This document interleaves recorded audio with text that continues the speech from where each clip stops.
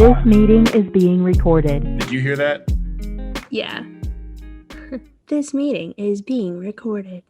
That's how professional we are now, guys. We have automated robot people telling you when the show has started.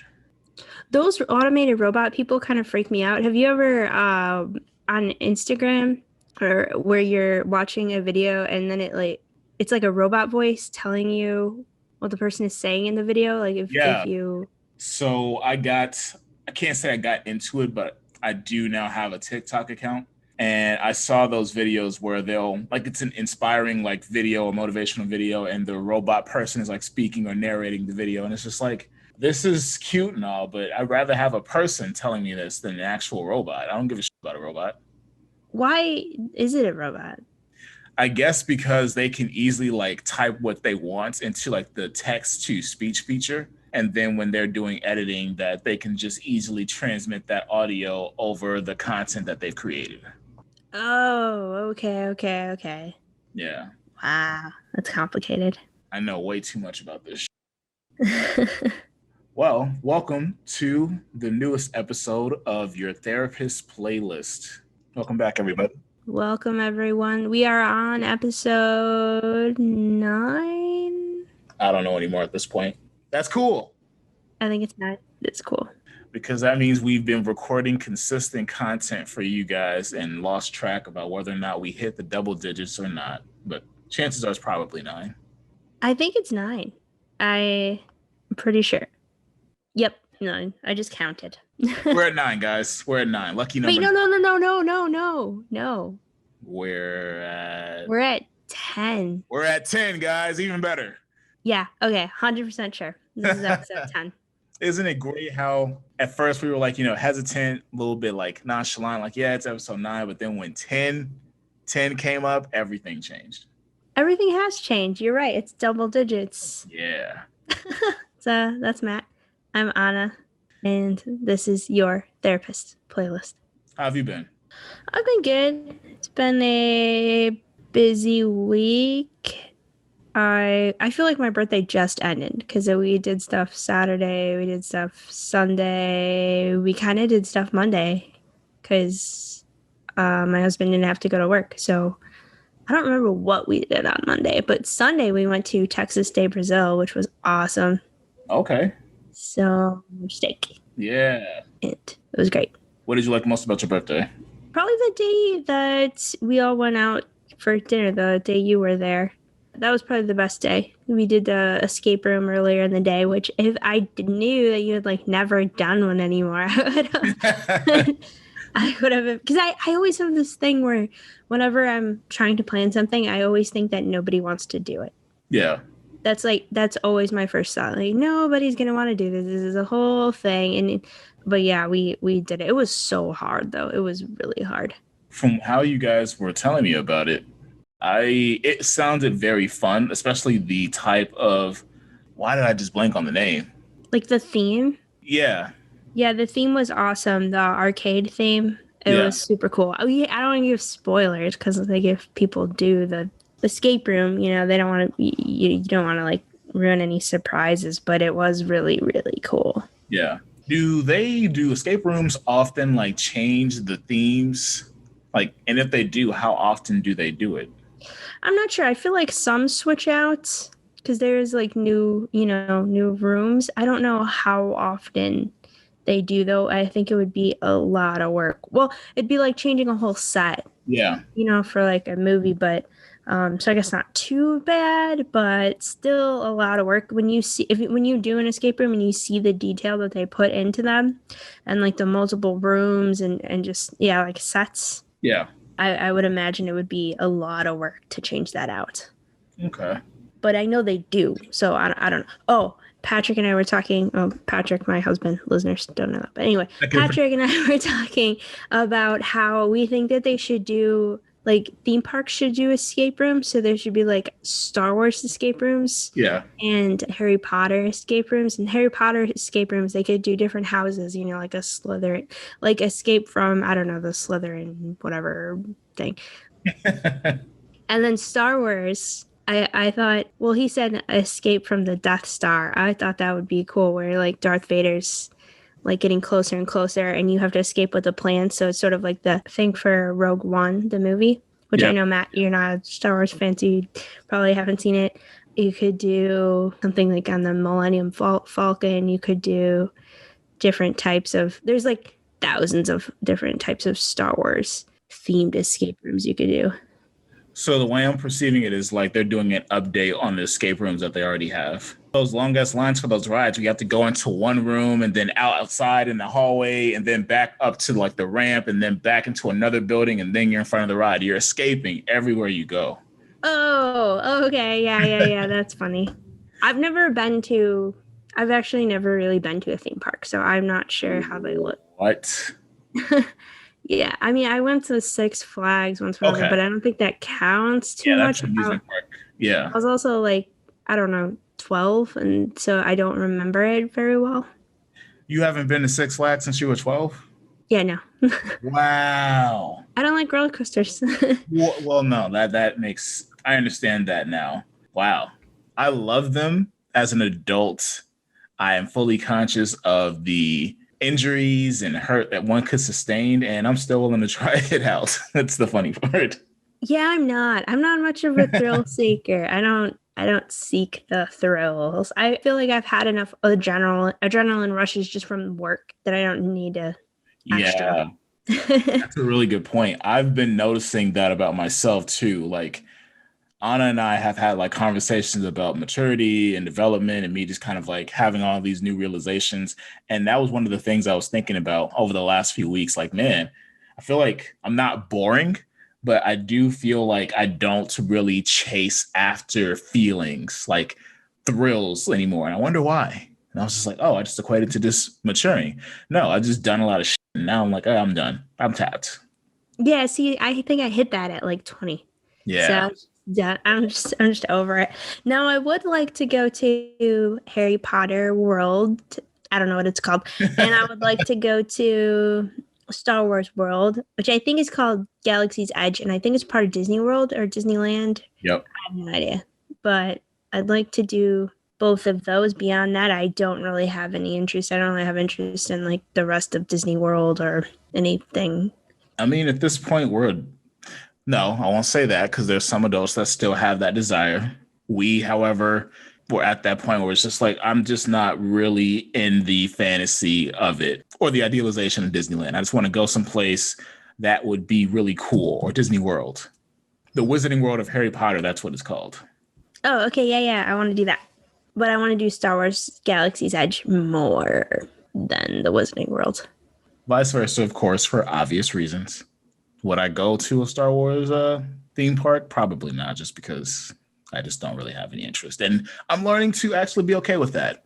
With certain like franchises, I will try to become more familiar and understand them, especially when I was younger, because there's something about becoming more self-aware about a popular franchise. Like the conversations that you have with people of that fandom, you start to be able to speak a language that most people can't understand. But now I'm at that point where, again, I'm not chasing after the thrill. So I could take it or leave it. Like I'll watch a Star Wars movie and be like, oh, this is a really good one-off movie. But no, I don't know anything that connects to this. Yeah, that's kind of how I felt about Game of Thrones. I watched it for a while, and then after that I was like, I know about it now. I know who the characters are. I know what the characters are like. And if someone was talking about it, I could join in. But am I going to seek it out on my own beyond this? Probably not. We could have a whole conversations about fandoms. Maybe we will one day. But today we've got a very cool episode, I think. What do you think? I think it's cool. I think it's going to be good. I didn't tell people. I don't think I told people how I was doing. Did I share about how I was doing? Oh, how you were doing this week. No, yeah, it's your turn. Go. Okay. I consciously make efforts to tell on myself now because when I was younger, people made an observation about how I wouldn't share anything about myself. And I was like, oh, who cares? And then I was like, no, that matters because you want to build connections with people.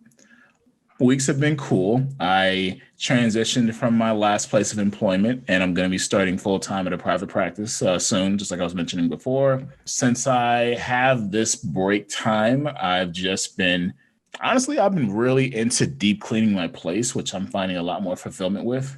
Doing some nesting, decorating, putting more like pictures up, trying to figure out what I want to purchase in the future to make a certain, I guess, aesthetic that I like and I enjoy. Playing with my kittens more instead of them just like playing with toys and playing with themselves, fighting, kicking each other's ass, which I enjoy thoroughly because it's literally like watching The Lion King. And yeah, just trying to do active stuff every day, keep my health good. And I've been doing pretty consistent with it. So I'm happy about that. That's good. I've always found if I'm consistently active that, yeah, my mood is better too. You know, at least if I don't get a full jog in, at least attempting. At least once I hit that 1 mile, I'm like, okay. Because I know, like, once I hit that 1 mile mark, I'm like, okay, this was decent for today. I still have more of this run to go. If I continue, that's awesome. If I'm done now, then that's cool too. Whatever, I'm going to go home. So the one thing I can say for the listeners who haven't done therapy or don't really see the benefit of it, the one thing I can say as a practitioner and somebody who was in therapy is when you really, really get a really full understanding about how mental health impacts the human condition, you're able to notice how some things that you thought were inconspicuous actually say more about the level of mental health that you're experiencing. Like, I was laying on my couch earlier and I was like, I don't really want to do anything today. I'm a bit tired this afternoon. And then I thought about it and I was like, this is probably what it was like when I was younger and had no awareness about how the impacts of depression keep me stuck and just laying down and not wanting to do anything because this feels really good right now. But then there's a lot of guilt that comes after this for not doing anything that I wanted to do. And then I was like, fine, let me get up. Yeah, that's pretty much, you summed up the thought process. Yeah. And it's cool being able to think about that as an adult now. I mean, of course, as a kid, you wish you would have had that like level of insight. But what's the point of like blaming yourself when now you got it? Now it's time to use it. True. Yeah. So let's get started. What's today's episode about? Today is our Father's Day episode, Hey. I think, right? Yes. It is. This is for all the dads and father figures out there, both male and female, young and old. Male mentorship is very important. That is essentially another father figure role that men and women can step into to provide that for somebody who really needs it. And I think it's one of the coolest experiences that I've ever been a part of. Shout out to the mentors out there. Oh, yeah, that's a good point. I didn't think about that too much. I mean, it's something I do think about. I didn't really connect with today, but today is just like our Mother's Day episode. We want to be inclusive. We want to make sure everybody's being recognized because it's that paternal support that we're talking about today. Yeah, something that is definitely needed in the world. Yes. I forgot who's up first today. I can't remember who went first last. Me? Oh my gosh. Oh my God. I did the Jaman interview. Shout out to Jaman. Oh wow. I don't know if that counts. I guess we can count that. No, I think you did go first for the Mother's Day episode too. Oh, well, there we go. Look at that. Yeah, I think you did. Okay. Anyway, so I guess it's my turn to go first. So my song that first of all, I don't want any haters hating on my horrible pronunciations of anything and everything that I talk about today. Okay? Because my Spanish is awful. I'm trying to learn. I was taking tutoring, but I take a break from tutoring because of personal reasons. I just I've had a lot of appointments and things I've had to do lately, so I haven't been able to schedule my next lesson. But yes, my Spanish is bad. I'll shoot you some bail too. This is a song that I definitely will butcher and f up for many, many obvious reasons. I sent you English translations for that reason, but also for myself. I read them and I was like, hold on, before we start, tell me why when I was looking at the lyrics and listening to the song, I heard the guy say hermosa, and I'm looking in the English lyrics to find it, and I'm realizing like, wait, no, Matt, you're looking for something in Spanish. Why are you looking at it on the English side? That's funny. Yeah, it's what do they call it? Like decoding? Yes. Decoding. Now I'm looking at where it does say we didn't even introduce the song yet, Matt. I was too excited. Getting so deep. Because I'm self-conscious. I'm self-conscious of my bad pronunciations of things. So I just know they're going to be wrong. So anyway, my song choice for this lovely Father's Day episode is Guadalajara Yeah, I did not roll that R, and I don't know if I was supposed to roll that R. I'm learning that in my tutoring. Anyway, Guadalajara by Wait, what? you can learn how to roll your R's in Spanish class?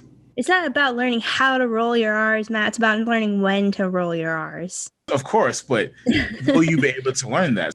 I think he tries to help. I'm not great at it, but I'm not great at it. But I'll try if I know that I'm supposed to, like when I'm supposed to. I kind of want to start now. I want to say it's when there's two R's. Okay, I want to say it's when there's two R's that you roll it, but it could be the complete opposite, or also not even correlated. I have no idea. Anyway, I always just say Guadalajara, so there's that. Anyway, that's the song Guadalajara, and I am focusing on the Vicente Fernández version. This song has been done by many people. It was written by Pepe Quisar. Yep. I'm going to pronounce it that way. It says written and composed by Pepe Quisar in 1937. Wrote the song in honor of his hometown. So, yes, Guadalajara is a city in Jalisco, Mexico. Jalisco is where my dad's from. My dad's from Ocotlan in Jalisco. How far away is that from Guadalajara? I'm not sure. I think it's not too far. Definitely drivable because I've done it. So it's not too far. But so I've been to Guadalajara. I've seen it. I've heard this song my whole life. I say whole life because I probably heard it when I was an infant and didn't even remember. But Vicente Fernández was also my first concert. Okay. My very, very first concert. And I think I was probably 4. I was really little. And it was at a huge... Okay, I was like 4. So memory could be not quite. But I remember that it was a huge venue. I remember that my brother and my dad had to go back to the car because when you went in, you had to go through metal detectors and they both had pocket knives. Oh, so I remember that they had to go back and put those back in the car and then come back in. I remember there being horses. yeah. Which I feel like is right because for Vicente Fernández shows, my mom tells me that Alejandro Fernández was there. So that's Vicente Fernández's son. So it was like a father-son tour, which is also common. So I remember parts of it, but that was my first concert experience. This song, I've also heard my dad sing this song. He has a great voice, by the way. I like hearing him sing. He doesn't sing too often. So my dad is like... late 60s. So let's see, the song came out in the 30s, so he's had it around his whole life too, and he likes the song. I've heard it sang at weddings, I've heard it sang at birthday parties, I've heard it sang at family events. It's just kind of an integral part of life, I suppose, for me. But also, Matt, as I was researching the song, I didn't know that Elvis Presley he sang it, and also Nat Cole. Yeah. He sang it. Both versions I really liked. I'm not gonna lie, I kind of liked Nat King Cole's better than Elvis's. Elvis was good, okay, but when you listen to Elvis's version, it sounds like he's trying to sing opera. Yeah. It sounds very like he's singing and pronouncing the Spanish in a very Italian way. So it sounds like he's like singing opera music, and Nat King Cole sang it with a little bit more, I don't know, like authenticity. So I liked his version a lot. A lot of people cover this. But anyway, the lyrics, Matt and I have both looked at the lyrics in Spanish and English. When you were saying Hermosa, I was looking back through. I'm like, where's that even at in the song? Towards the end. Oh, beautiful Guadalajara. Yeah. So if you look at the lyrics, I mean, it's just like so much love for his city, but he talks about the culture, he talks about the people, he talks about, I guess, the vibes, as the kids would say. There's mentions of just what it means to him, what it feels like to be there. He talks about the birria. There, I'm going to try to roll that R a little bit. Now, birria is it's meat. It's usually goat. So it's kind of like a big dish in Jalisco, particularly Jalisco. It's like a stewed meat. It's usually goat. Yeah. Sometimes they make it with beef, but my dad loves that. He loves it. I think it's his favorite food. He's obsessed with it. He likes goat. I don't like goat. I don't like anything with goat. I don't like goat cheese. I don't like goat meat. And every time of my entire existence of my life, he always offers it to me. He's always like, Anna, don't you want birria? Oh, Anna, you gotta try this cheese. It's the best cheese. And I'm like, that is it goat? Well, yeah, it's goat. But he acts like every time like it's like something new to me. Like, oh, this, and sometimes I will try it because every once in a while, like I'll never just like completely turn something down. Yeah. I'll eat a little bit of it, but I'm not gonna go off on my own and order goats. Have you had goat meat, Matt? I was just thinking about it. I don't think I have. I've had lamb, so maybe that'll be next up on my list. It's similar. Do you like lamb? Oh yeah, yeah. Oh, dude, you'd probably like goats. Oh, sorry, goat. You'd like goats, man. You'd probably like birria. Usually, so it's kind of like soupy, okay? But you get the meat, and then my dad just makes it into tacos. You just eat, or you could just get the tacos straight. Yeah. Birria tacos. I don't know. He's just obsessed. So I got it for him for his birthday. Anytime he comes up here, there's a place by me that he likes to get it at, so he'll get it. But my dad loves Mexico. He loves Mexico. It's just a huge part of his life. I think if he could be living there right now, he would. His life in Mexico was not bad. He didn't have... Okay, I'm not going to say he didn't have a tragic story because that's a complete lie. It was awful. I remember. Yeah. But he wasn't living in poverty. So, like, yes, there was, death and murder and all kinds of, things. I thought you were going to say it. Yeah, help form a person.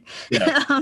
But to him, it's like the way he talks about it is just like, the beauty of where he lived. And I don't know, every time he's talked about Mexico ever since I was a kid, it just made me think of like the Wild West. Like, well, first of all, in the sense that there's no like law just out there. Everybody's every man for themselves, and you take care of your family. And even as a kid, I didn't even think that there were police in Mexico. I didn't think that that was part of it. Like I just literally in my mind envisioned just the Wild West. Because there's as a kid, it's like when I hear him talk about it, I hear horses, I hear guns, I hear, this and that. And so I'm just thinking like, you just live a life out there, it's you versus everybody else. So yeah, that's why everyone's so family oriented, community oriented, because you guys all got to protect each other and take care of each other. And my dad grew up on a ranch.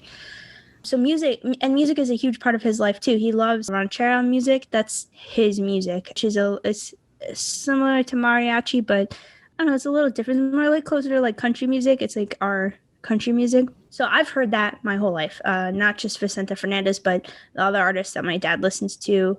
I've heard it my whole life, and he loves to sing while he's listening to music. I mean, when iTunes came out and like iPods, that was what we used to call them. iPods came out. He wanted one too.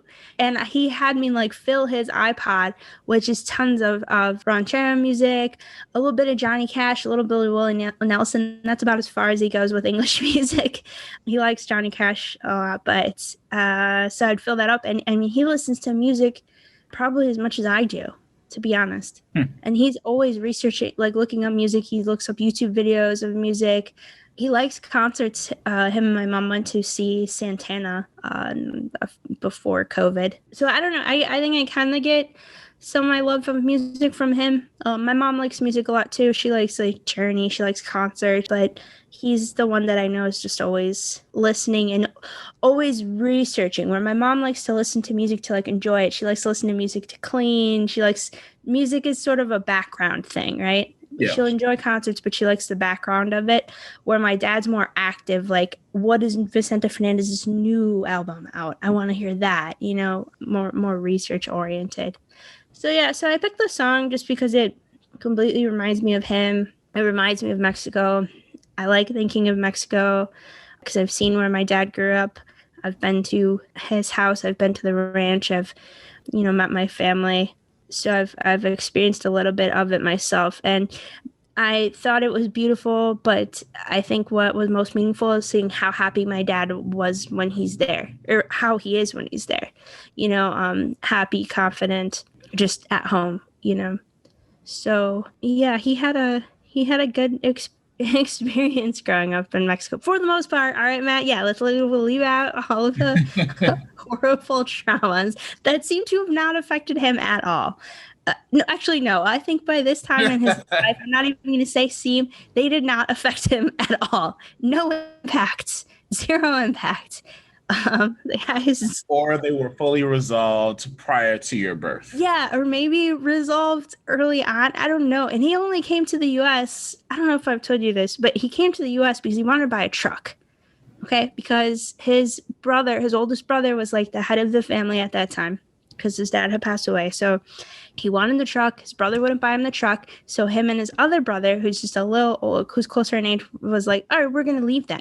We're going to go get one in the U.S. because we can do whatever we want. And back then, it was not hard to cross the border legally. Yeah. It wasn't a big deal like in the 70s. So my dad was like really easily got his paperwork and came over and came up to Chicago because his sister was already in Chicago. I don't know if he even ever bought the truck. But anyway, when he got up here, he went on a double date because I don't know if it was his brother or cousin. No, I don't think it was his brother. I think it was like one of his cousins wanted to date one of my mom's cousins. And so they wanted to do a double date. And so they did. And that's how my mom and dad met. And my mom said she thought that my dad was like, he put too much grease in his hair. She was like, he's too focused on his hair. And then they went out. And my mom's Spanish was good. I don't think it was perfect. Yeah.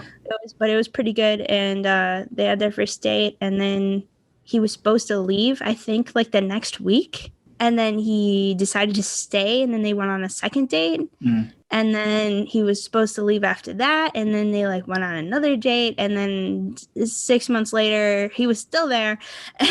And he asked her to be his girlfriend. My mom's Spanish, like I said, wasn't great. She thought he had proposed. Oh.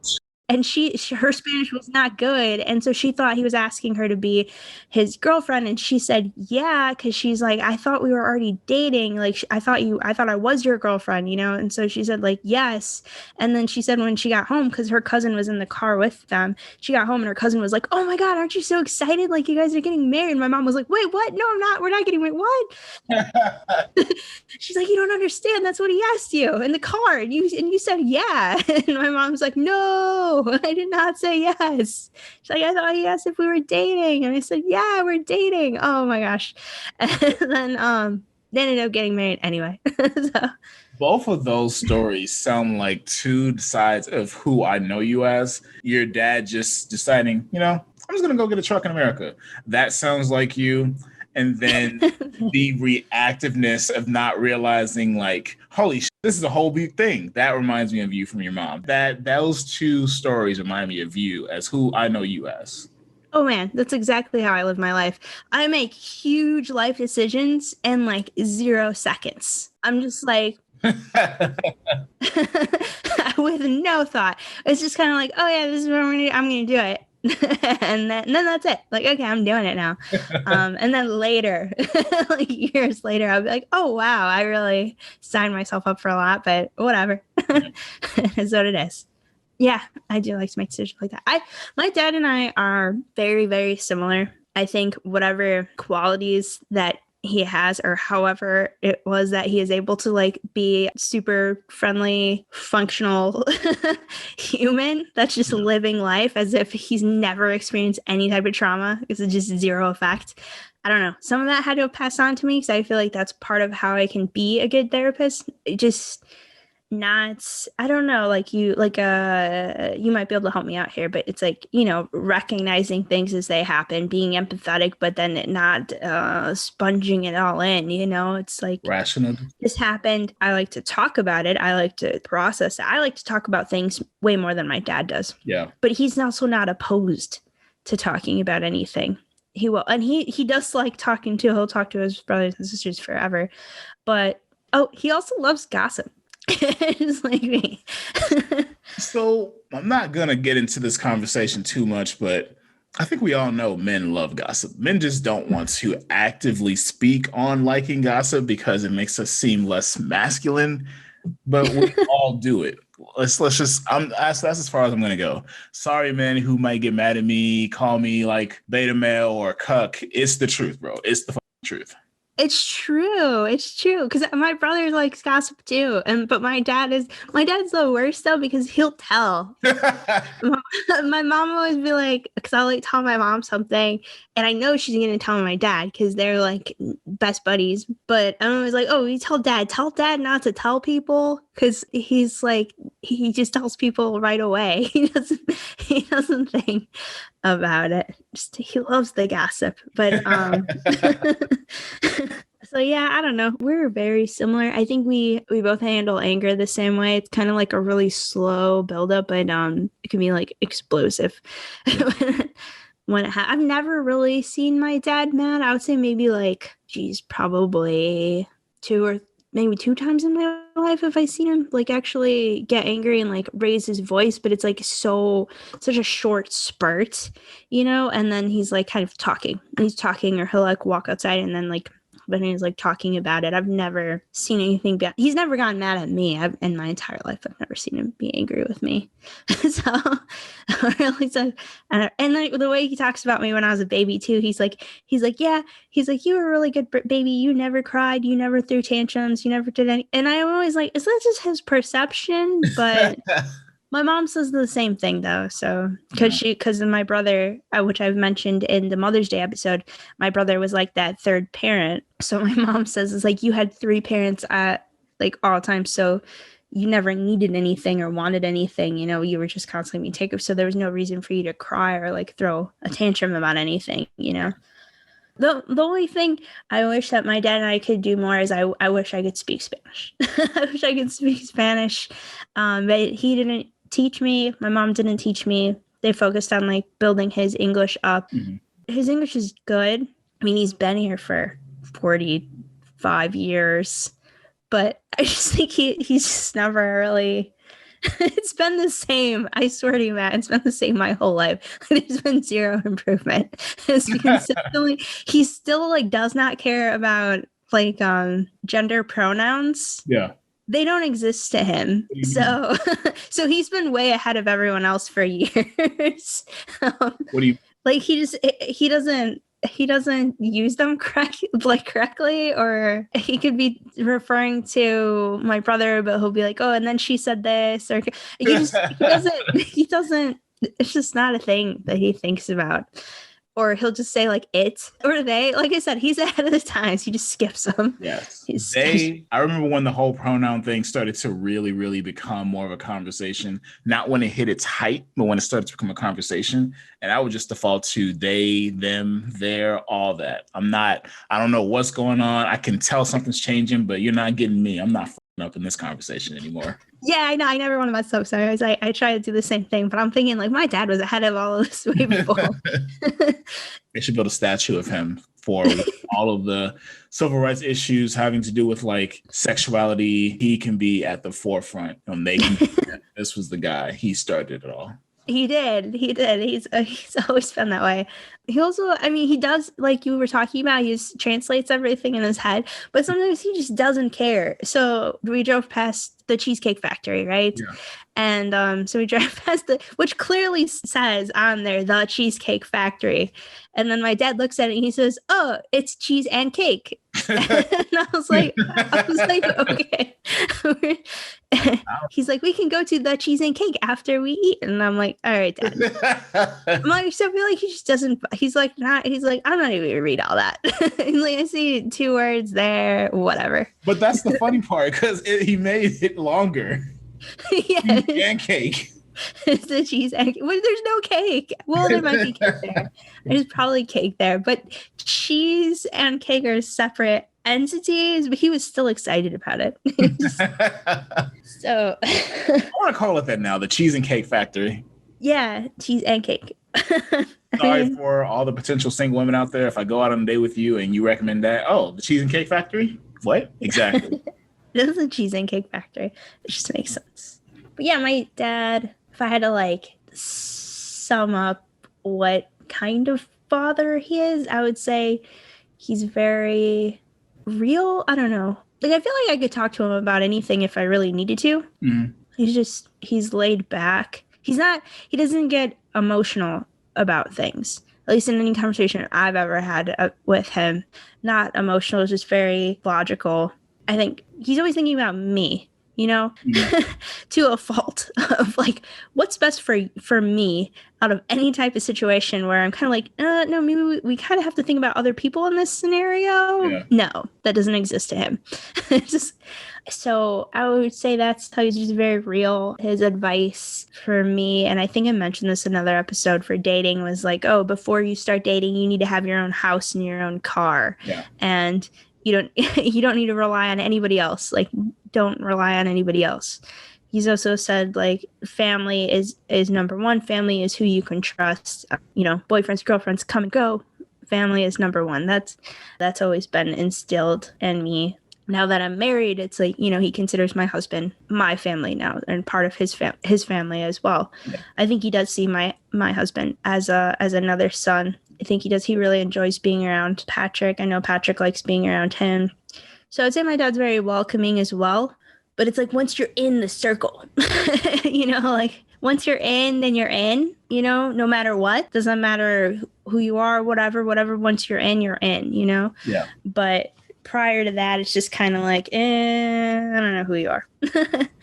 I understand that completely. I feel like it's not how I default in my life when it comes to relationships at times. Like, I know when I used to be at like certain jobs, it would be easy to establish like a group within that job. But then when you get a new person in your department or your team, it's like, we'll see.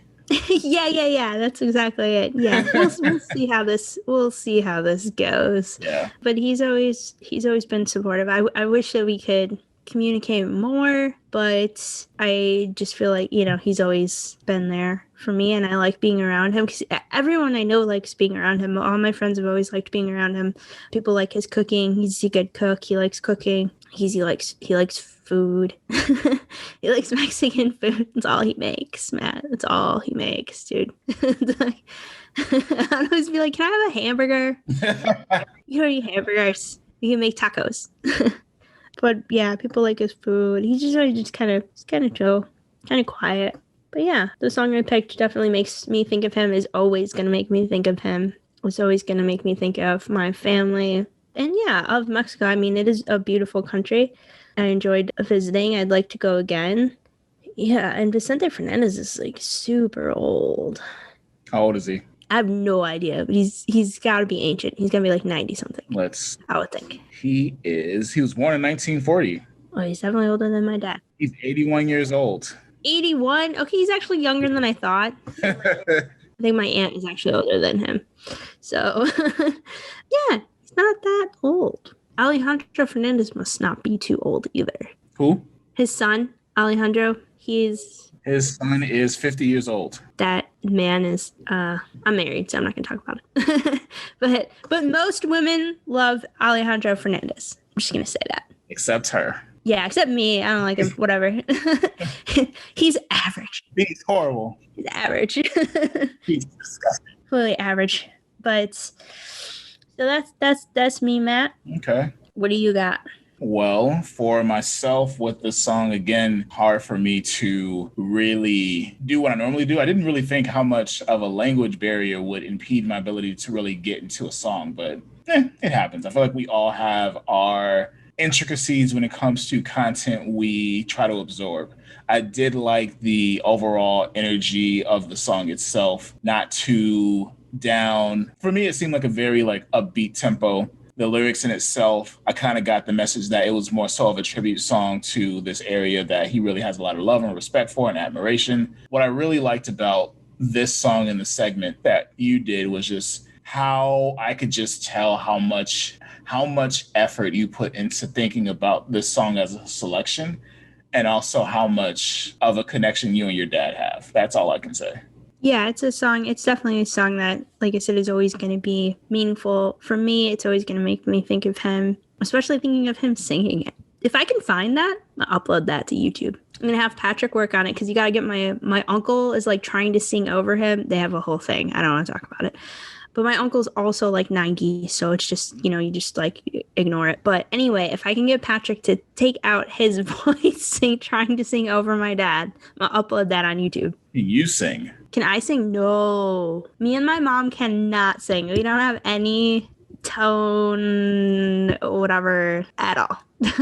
We'll see. We should have a special episode. Oh my gosh, no, it's so bad. I'm so bad. I'm hoping that maybe my future children will be able to sing, maybe like my dad.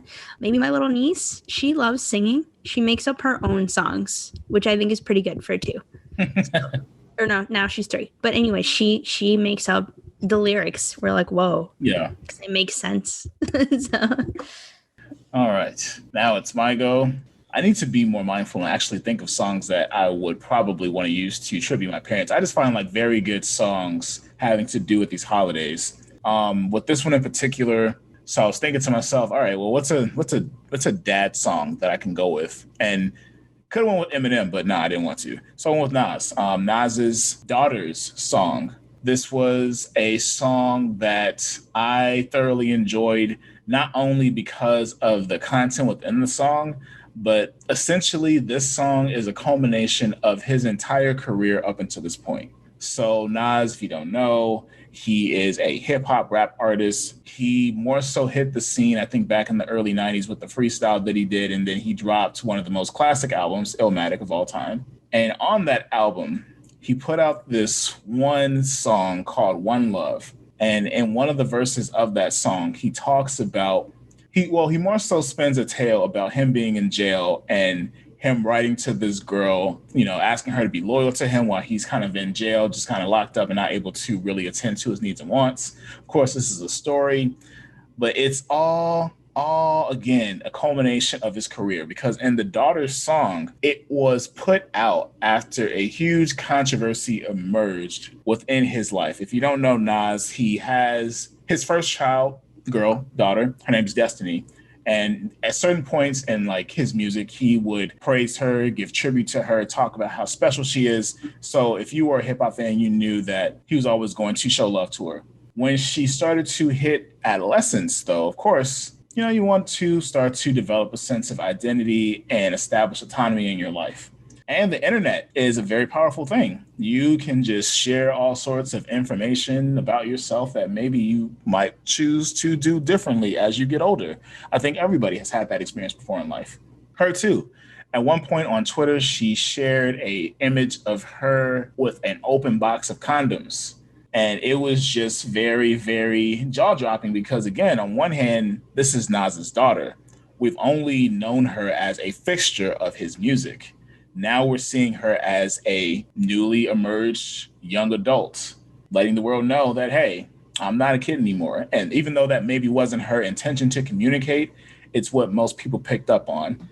And it was interesting seeing how he responded to that situation, because I think at one point there was some shaming that maybe happened either behind the scenes or in like an interview or something like that. But then the song was released to talk about what it was like for him as a father to come to that realization that, 1, my child is no longer a child anymore. 2, my daughter is no longer just my daughter anymore. She's a young woman. 3, she's going to make choices that I can't do anything about because I'm just her dad. And as much as I've tried to protect her, to guide her along the way, she's now at this point where she's going to be making decisions. And how do I reconcile that still as her father? Like, I can't control her. However, there are certain things that I have to be mindful of in being her father, and also reconciling my personal self boundaries with her values, her needs, and her wants. So I thought that was just something that was so cool because, again, you have One Love where he's telling the story about, hey, baby, can you just stay down while I'm in jail until I get out?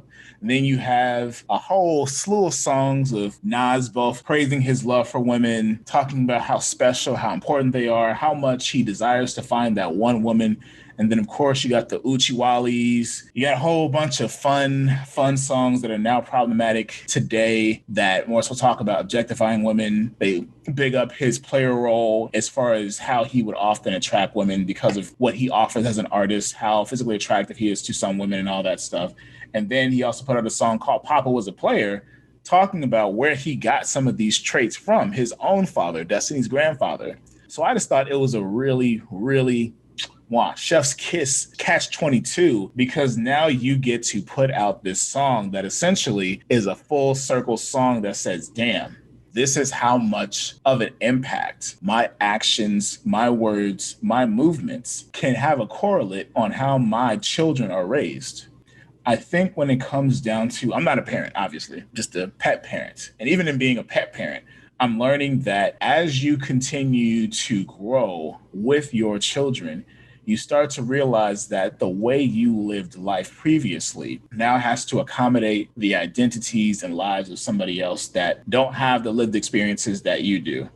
You can't safeguard people for the entirety of your life. What you can do is try to set a very strong example of how they can be mindful and conscientious of the things that they need to be conscientious of. Hey, don't die. Here's how you avoid death. Hey, don't get severely injured. Here's how you avoid getting severely injured. Hey, don't be too promiscuous. It's fun. Here's why you don't want to do that. And I feel like in the song itself, when it comes to listening to it, you get into this reflective state when it comes to the beat, how it's introed, how hard hitting his flow is at certain points in the song, where he's not trying to specifically like project a message out, but convey what his experiences have been like, and how he's reflected on what it's been like to be a single male moving through life, a single male who is a single parent too, and having to balance both being a parent who idealizes his child, who probably vice versa idealizes him. But now we have this now big developmental, I guess, event that we have to now look at. And at this point in this song, it's like, this legit reminds me, I'm speaking as I'm Nas, this reminds me of the quote, the sins of the father shall be visited upon the son, or child in this case. I mean, if you going around being a Rolling Stone and just having sex with everybody, and one point idealizing and then devaluing people, specifically women, because things don't really go the way that either of you want to, because nobody's compatible. Oftentimes it's all about building that compatibility. Then yeah, you're going to have a huge reality check. And that's what I feel like I like about this song the most. It is a huge reality check for single fathers, for Nas himself, for young women, for women who are single mothers. It's a huge reality check for the fan base in itself, because it's like, damn, she's not little anymore. And as much as we want to be on this artist's side, there are no sides in this. It's just about him realizing that there's a huge chain that needs to be made. And I still love her. I'm her father. I'm always going to carry this affection towards her. It's just about redefining how I do that. And I feel like that is something that is a worthwhile conversation to have at any point, whether you are a parent, whether you've been a parent for 25 years, 20 years, 10 years, or if you don't even think about having children, or if you have a desire to have it, realizing the kind of significance it has to sacrifice your full independence and start to shift towards interdependence. Making sure that you are helping people to grow, but you're not stifling them just because of the way that you perceive things and how you want to live life. I think we talked a little bit about that in the Mother's Day episode as well. Mm-hmm. If you remember about that component of parenting, where part of it is teaching your child to be more autonomous. But I've been talking with this a lot with some of my clients lately, because my clients are older teens or young adults. And talking about that, as they grow, ideally the parent grows with them. Yeah. In the most effective parent-child relationship, the parent needs to grow with the child. It's like, yeah, you're not changing as much developmentally as your kid is, but you need to change what that relationship looks like with your kid as they grow. Mm-hmm. I think that's what you were talking about, and kind of what's going on with the song a little bit is that realization, what it looks like to be protective and to be supportive changes. When you have a toddler, being protective is physically grabbing them and stopping them from trying to stick their little finger into an outlet or something like that, or putting their hand on a hot stove. That's a like physical run, pick them up and grab them. Now, when they're older, you can't do that. So it's got to change. You got to adapt with your kid. Let me tell you about Artemis. I was making something in my stove. I was making ribs in my stove. This little girl just crawled. Well, she didn't crawl. She walked up. She sat there by my stove, looked at me as I was pulling this hot, large piece of rib out. And then she wanted to put her hand on the stove. I yelled at her so fast, she ran off, super skittish. Yeah, maybe it would have been traumatizing for her to get burned. I'd rather her be traumatized by me yelling at her. Now, maybe in a year from now when I can't help that, well, I'll probably still yell. Yeah, you can't just like let it happen. Yeah. But that is a parenting thing though. Natural consequences. Natural consequences, yes. But like if they fall off a couch that you're trying to climb up, natural consequences. Yeah, as long as it's not like too bad. But yeah, and I feel like a lot of parents struggle with that transition because, well, you go from having so much control to an extent. So, I mean, for example, it's kind of a joking situation, but I was taking the girls out shopping and the little one comes out and she's like fully dressed in purple, like different shades of, she loves purple. And the older one was like, she's wearing too much purple. And I'm like, it doesn't matter. And well, she's wearing too much purple. So you make her change. You need to tell her she needs to change before we leave. And the little one just like looking at me. And I said, well, purple's her favorite color. I'm like, I can't tell somebody they can't wear a color. Like that's odd. But it's just funny because it's like it's that power dynamic, right? Where the older one's thinking, she knew I wasn't going to do it, but might try, well, you have the power to like tell us what we can and can't wear or, things like that. And to me, it's like absurd. I'm never going to tell somebody they can't wear a color. Well, unless it's some sort of like gang related bad situation sort of thing. Yeah. But like, bring it to the south side of Chicago. No, that's too much. Way too much. Yeah. But I don't know the whole situation. I'm going to tell somebody they're wearing too much purple. But so that changes as a parent, that changes as when you have a baby and you're dressing them and you're deciding what they wear, you're deciding what they eat. I mean, even right now with my stepkids, it's just, right before we started recording, my husband's like, well, what are we going to have the kids have for lunch? And the kids were looking at the calendar and you didn't write anything on the calendar. So it's like you have that much control starting out, right? Yeah. But you need to like relinquish that as your kids get older. Because you're not going to be deciding what they eat every day. You're not going to be deciding where you guys go, what they do, all of those decisions. It's like they got to go. But some people struggle letting go of those is what I'm getting at. Yeah. For some parents, that's hard. Yeah. I mean, I'm only a step parent. So for me right now, I'm just kind of like, why do I have to make all these decisions? Yeah. I don't really want to. But so I don't think I'm going to have that difficulty of not having to anymore. I'm like, okay, cool. They can decide on their own what they're going to eat. And that's great. But some people lose that because with having that sense of control, there's a sense of security and that, oh, okay, I know my kid's safe. It's either they struggle to let go, they struggle with helping their children transition to autonomy, they struggle with identifying, well, when is the appropriate time to let go? Yes. Or they struggle with even creating that structure to begin with, because I know I didn't have that. Like I remember when I was younger, there wasn't like a calendar or anything like that or a schedule. It was just, hey, this is what is going to be made. Do you want anything else? And it's like, no. And then after a certain point, it's like, you know what? I'm tired of being asked what I want. Because what I want, it's probably not here. I'm not saying this to my parent, of course. I'm like, I'm just going to learn how to make it myself. That's it. That's nice. You could make it yourself. Well, here it's like with 4 kids. Yeah. everybody kind of wants different things and not everyone's always in agreement. So it's better to just have the decision made. But right now it's because they're kids and they're not really cooking for themselves yet. Yeah.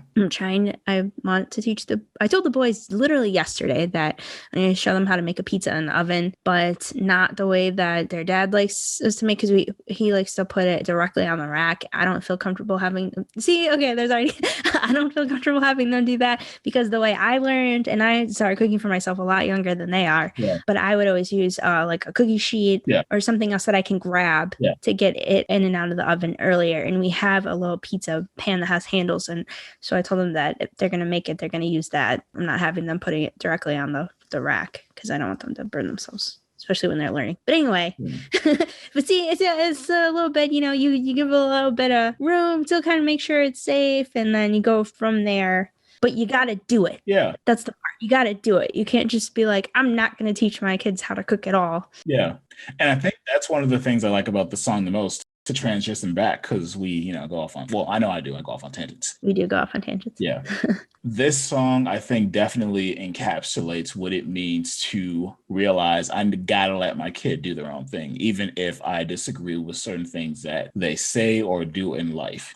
Like, even in the first verse, he talks about how when he realized that his daughter, I guess, was dating this guy who was in jail at the time, wanted to get pissed off, but was like, if I get pissed off, I'm going to push her away. And then she's just going to find herself into a more messed up situation where she feels like she doesn't have my support, which may lead to further consequences. I don't want that. So let me just talk to her, because, again, I'm the guy who put out One Love. I'm the guy who put out Uchiwali. I'm the guy who talked about having sex with multiple artists and fans and other celebrities. This is to be expected, not just because these are my sins and I'm getting karma for them. This is just a facet of life. Like, things change. We find ourselves in more adult situations. And as a father, it is my obligation to help maneuver my child in the best way possible without shaming her. Because the internet is, again, a powerful thing and will shame the fuck out of you. Oh, yeah. Internet, great and horrible. Yeah.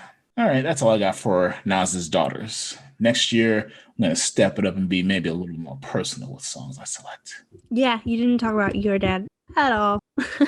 I think that's also a subconscious personal choice. Like, I feel like with certain relationships, I want to keep them private. And then other relationships, I have no problem with, like, talking about. I feel like that's an okay boundary to have for now. Just, this is the relationships that I have. This is what I want to talk about. And this is what I want to keep private. Like, if it's a romantic one and I feel comfortable with my partner and she's comfortable with, like, opening up and me talking about the stuff, then I'll talk about it. If it's something that I want to just keep to myself, I want to keep it to myself. For sure. Yeah. Did you have we have to go to our recommendations. I did, but of course I'll let you go first, because I obviously know mine. I'm just pulling it up so I can go over it real quick in my mind. Yeah. Oh, wow. Sure. I'm not going to lie. I just did the same thing. So I had to think about because I still wanted to relate it to my dad, and I don't want to just pick a random song. So I was thinking, I don't know how to say this artist's name. I think it's Laney, Lany. Lan, yeah. It's all caps. I mean, I listen to a lot of his music, but I've never just thought about how do I pronounce that. But he has a song called Cowboy in LA. I like it. It's an older song. I mean, not super old. Like, probably came out this year or last year at the latest.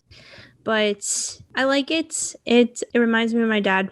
See, a big thing for me with my dad is his relationship with my mother. Mm-hmm. So when I think about my dad, it's always him and her, and they're always together. I even told my husband the other day, like, my dad's probably ideal world would just be him and mom and their little dog, and they'd be living on the ranch in Mexico. Yeah. And that would be perfection to him. Not that my dad doesn't love us, but it's just that's kind of his happy place, He'd like us coming to visit him and everything like that, but he likes just being with my mom. And it's a little bit, I don't want to say from an older time, because there are men like this out there. It's not, but I don't know if it's super common, but I feel like he definitely has that sort of, I don't know, cowboy style. He likes to hold my mom's hand. He holds my mom's hand in public. He always has to sit next to her. He always likes to sit next to her. Yeah. If there's not a spot next to her, if we go out to eat, he's just kind of like awkwardly stands there until like somebody moves. So it's just kind of, yeah, so I didn't know not to sit next to, like, oh, I would sit on the other side of her, you know, because he always is right with her. And this song, Cowboy in LA, and I don't even think this is really what the artist is like. It's just a song he came up with, but it's about, you know, holding hands, going out on dates, holding the door, you know, just kind of being that gentleman or country boy, you know? Yeah. And how that's like different compared to a lot of guys in LA, which is accurate. If you've ever been to LA, it's pretty accurate. I was in LA. Everybody just kind of looked the same on some level. Yeah. Like we're, you know, everyone's like maybe trying to actively be different, but then it also just kind of meshes together. Whereas like everybody is thinking about their appearance, and you're just like, okay, but that's LA. You know, LA is supposed to be like that. So Cowboy in LA, it's like, you know, just being a little different, kind of standing out and still doing those old basic things that I don't really think are even really gender related, just kind of a kindness. Because I've seen it with same-sex couples too, you know, someone just grows up with that sort of inclination, like, oh, I want to hold the door open for my partner, I want to hold hands. It doesn't have to be a gender thing, you know? Yeah. But I like this song. I think it's a fun song. So that is my recommendation. I think that display of affection from men depends on the partner that they're with. I know that that's definitely a part of me. I can't say it's something that every partner in the past has been able to access, because there's a lot that goes into displaying that type of vulnerability with somebody. You have to feel safe, secure. You have to feel trust in that person. And at the same time, too, I feel like it's something that has to be selectively displayed and demonstrated, because it's easy, again, depending on the partner you're with, to do all that stuff and then find that it is taken for granted. I know for me, I'm not doing that stuff if I know that I'm going to get taken advantage of. No. And I feel like that's the case for most men, too. Like, it's easy for us to become attached to a person. It's harder to allow ourselves to be vulnerable with that person if it doesn't seem like they don't have those three attributes. See, no, that's perfect, because I think that's the difference. I think there comes in the difference of like the cultural or sort of even just generational thing, era thing, is because I don't think it's like that for every man as an even a thought of vulnerability. It's just, this is what I do. This is what I do for anyone I'm around as a sign of respect. So whether it be my mother, sister, daughter, even my friend, I'm going to hold the door open for my friend. It's just a respectful thing to do. And then in terms of affection, similar, you know, this is just what you do. Yeah. Because I know with both my parents, they both have that. Well, yeah, so it is matched. They both have that concept of like their relationship is the foundation of the family. So they put a lot of effort in and focus into that. Like their relationship is, the foundation. I don't think of another word for it.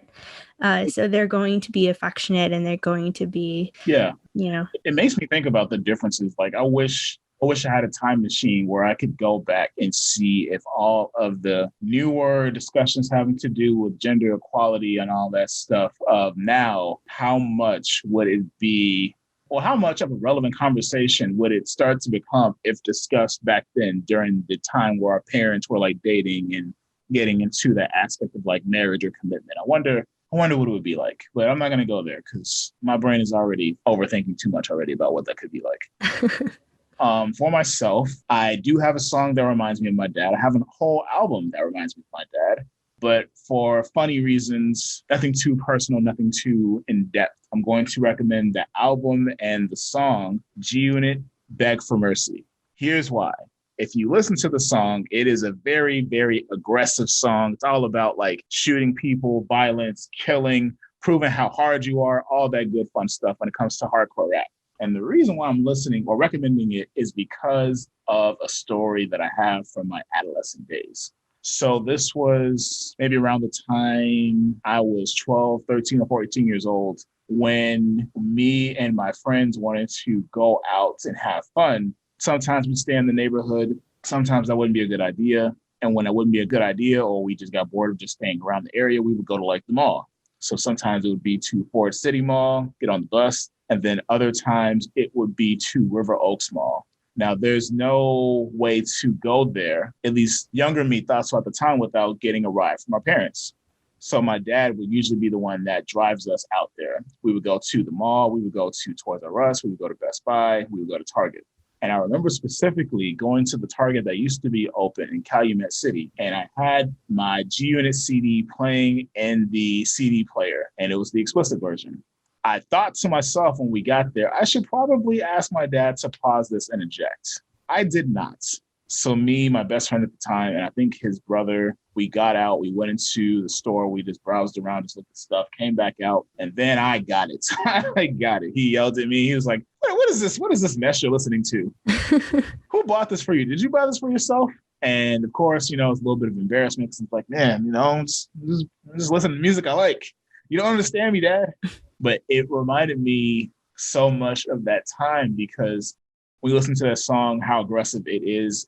You think about it in one perspective, but sometimes music can inspire us in many different ways. And it's not just a song that you can work out to, a song you can listen to when you're angry. It's a song that can bring you fond memories. And that's what it reminds me of, getting chided by my dad for listening to music that I was way too young for.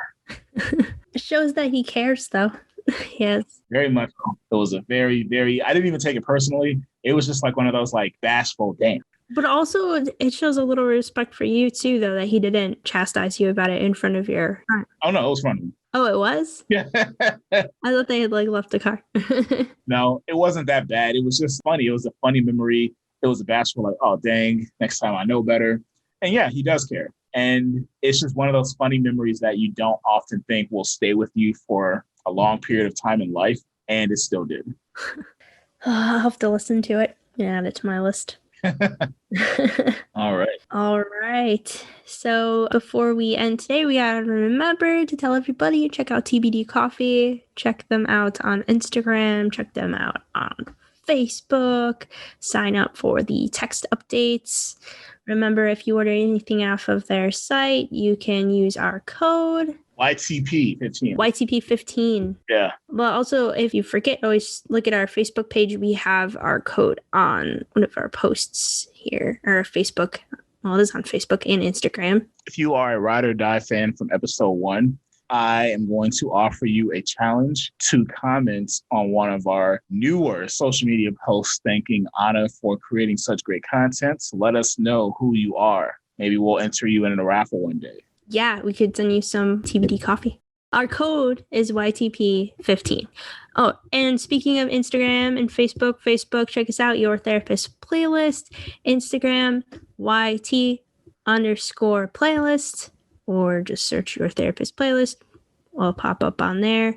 We will be putting out episode 9 today, our artist interview that we most recently did with Jaman. Shout out to Jaman. He just goes by Jaman, right? Yep. Jaman. So check that out. Formerly known as Meaty High or Meaty. Man, I don't think you mentioned that in the artist interview. That would have been helpful. He didn't. But just in case, I wanted to throw that out there in case maybe listeners knew of him from other aliases. Good point. Glad you added it now. So people check that out. What do you got, Matt? Anything to add? Of course, subscribe to us on your favorite platforms when it comes to podcasting, whether it be Apple Music, whether it be Google Play Podcast or Google Podcast, whether it be Spotify. Yeah, just find us everywhere you can. And stay looking out for the latest episodes. And there will be might be a delay between this episode and our next. Our next episode, we will be recording on the 27th. So we got a little break here.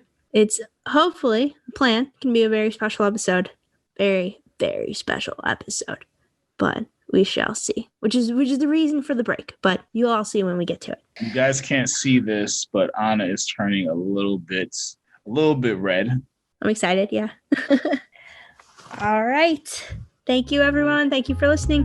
See you next time. Bye. Bye.